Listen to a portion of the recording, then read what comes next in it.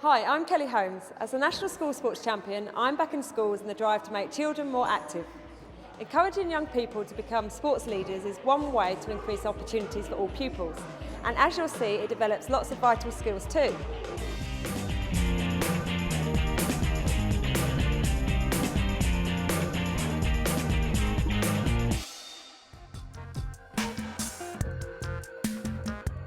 Lunchtime at Langer School in Felixstowe in Suffolk.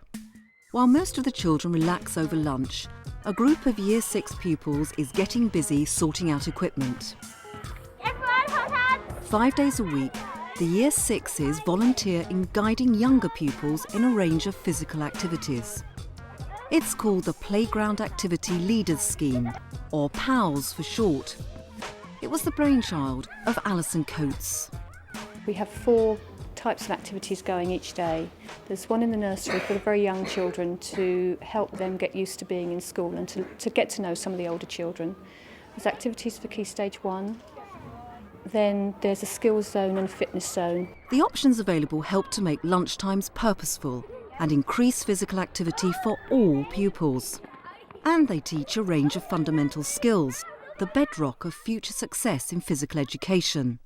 You could play a load of games with the amount of stuff we've got in here.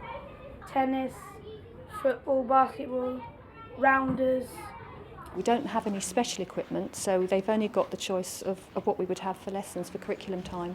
So bean bags, small balls, large balls, bats, tennis rackets, up to basketballs and footballs. We try and keep away from football as one of the lunchtime sports because that happens anyway. So we try and encourage them to introduce things which are new or we don't have a lot of time for in the curriculum. The play leaders wear red caps. They're a badge of honour and command respect. The red cap symbols that we're in charge and they do what we say. I sort of stand in the background and the pals do the activities, and I'm there if they get hurt or anything like that. Really, I don't really interfere. I don't need to interfere because they have everything under control. You're doing really well, everyone. Round me! Round busy, round me! They do assert themselves, but they assert themselves in absolutely the right way. They take responsibility, they're very caring towards the young children. They want it to work. It's their responsibility, isn't it? It's their activity, they've organised it, they want it to run. So it's down to them that it works well. Ready? Come on. You've got to try and catch again! Over the years, an entire generation of children at Langer School has come to look up to the play leaders. And these children who are now in Year 6 were the first Year 1 and 2 children who actually were on the receiving end of PALS. So they've seen it all the way through now. And when they get to Year 6, they expect to do it. Wasn't that? You look cool. You look great. Being a play leader is popular. What's in it for me? I could say that we all enjoy doing it. We all do about 2 sessions a week, but it's really fun for the children and us. Because we get to join in for the activities and they get to join in and they just love doing the sports. But increasing physical activity levels and developing leadership skills is only half the story. The PALS scheme is also of great value in the classroom. Once a week, the play leaders meet to plan and design new lunchtime activities. This one looks like quite a good game for the younger children to play. We'll just take it out for a sec. Yeah, it's that one. It's a complex process. First, the children map out goals. Well, first we're going to tell them what we're doing, and then we're going to play that one. We're just for a warm up, and then this one to see their catching skills and everything. Next, they select games and activities appropriate to the equipment the school has available. You have the finish line, you'll have to get some sort of rope or anything for the finish line, don't you? It all takes place during lesson time under the guidance of Alison Coates. Good. And are you going to do this with teams, like a little race? Yeah. Excellent. Initially, there was a lot more input from myself. but now they know what to do and they come up with new ideas and they say, could we try this? I think their confidence is definitely boosted, self-esteem raised, but there's also the speaking and the communication skills basically that they develop through having to explain things clearly, and also in writing that down, because when they put together the game, it's got to be written down clearly enough so that somebody else can come along and use that games card and understand what was intended.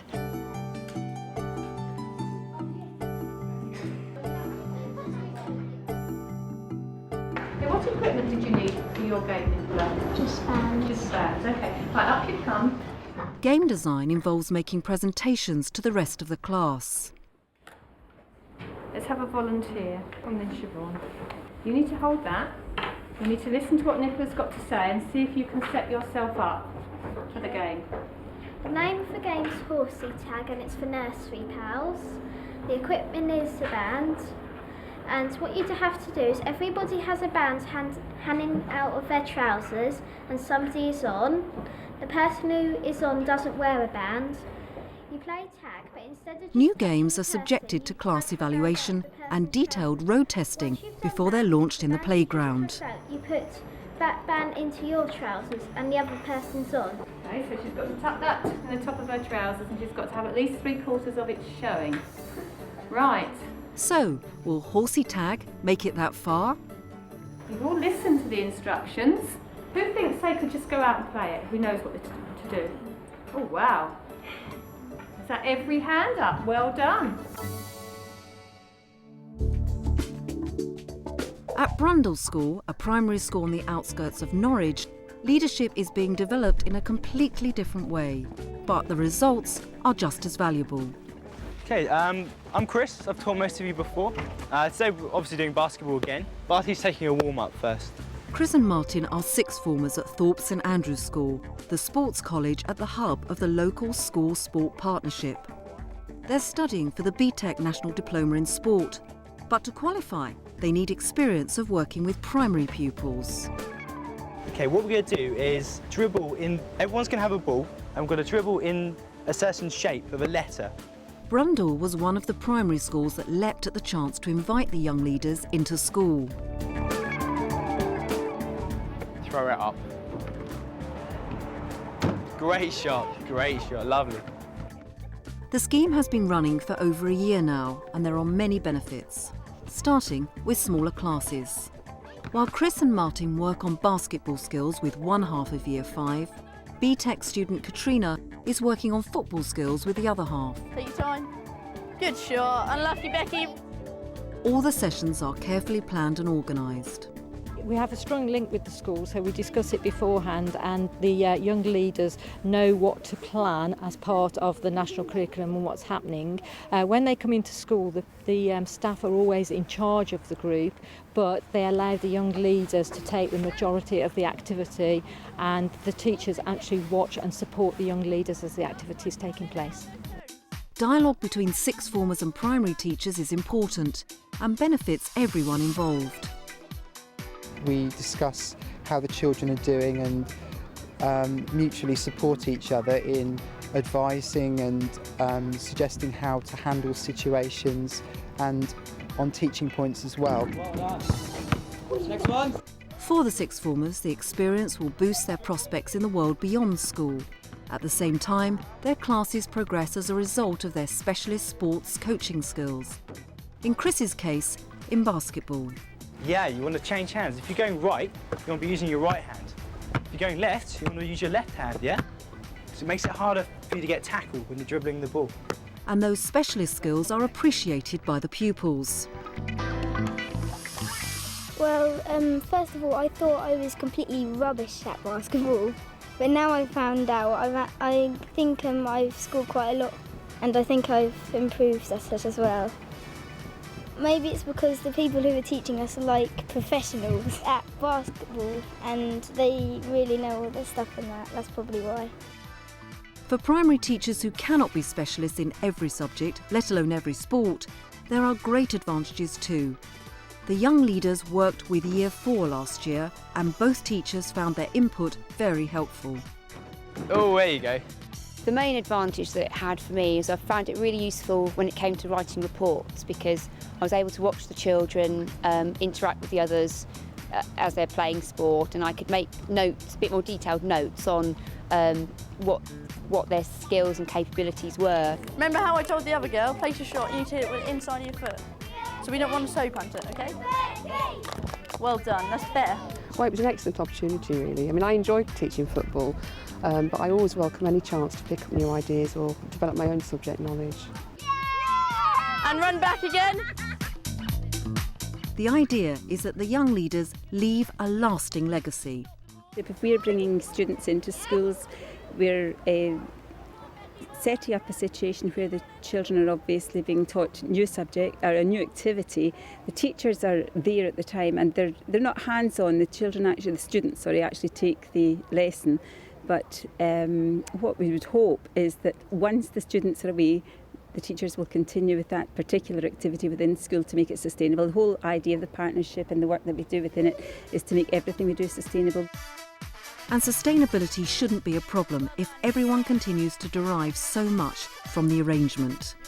Well done. Today's session, I gained confidence in myself because I want to become a teacher, so it helps me.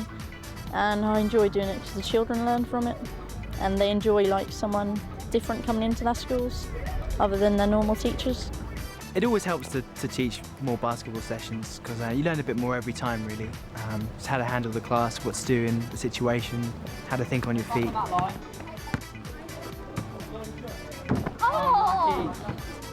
For the past few years, I thought that I standed out from the class like someone who is bottom of the class. You know what I mean? And today, I've learned that I'm sort of middle of the class, and I think that everyone tried their hardest today, and it was really, really good because we got to learn some new things about basketball. Both Langer and Brundall primary schools have seen that leadership has much to offer. At Langer, the playground activity leaders develop leadership qualities, and the scheme has cross-curricular applications. And their young charges take part in a range of physical activities that develop core skills. At Brundall, primary pupils and staff benefit from the sport-specific expertise of young leaders. And while the leaders in both schools refine their skills, young pupils have inspiring role models. Above all, both schools have been willing to try new ways of doing things and seen the rewards. I've taken registers of the number of children who've actually, at some point during lunchtimes, taken part in PALS activities or been active. And it's coming out that 85 to 90% or even more in some places are taking part in activities at lunchtime. We've had some classes where it's 100% attendance. So it's really, really encouraging.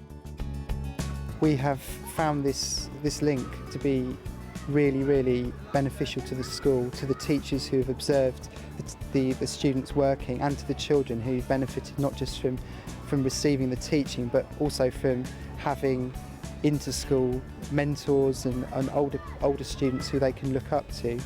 And I have no regrets whatsoever, and would thoroughly recommend this sort of link to anybody at any other school.